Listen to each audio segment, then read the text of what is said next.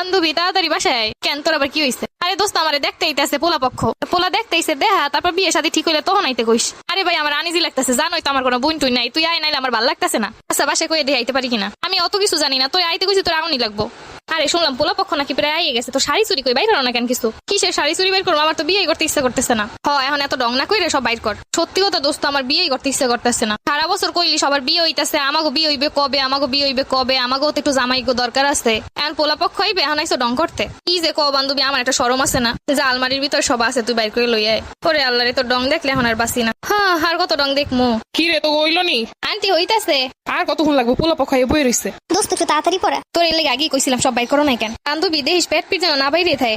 দিতাছি আটকে এই ভালো কইরা। তো করে এখনো হয় নাই। পোলা পক্ষ কইছে কোনো সাজগোজ দেওয়ান যাইব না। যত সব আজাইরে কথা। এ দেখতেইছে যেমনে দেহ তেমনে দেখে যাইব, সাজান যাইবে না যখন তারা এ সাজাই দেহ। এক বান্ধবী যেমনে কই এরকম সাজাই দে একটু।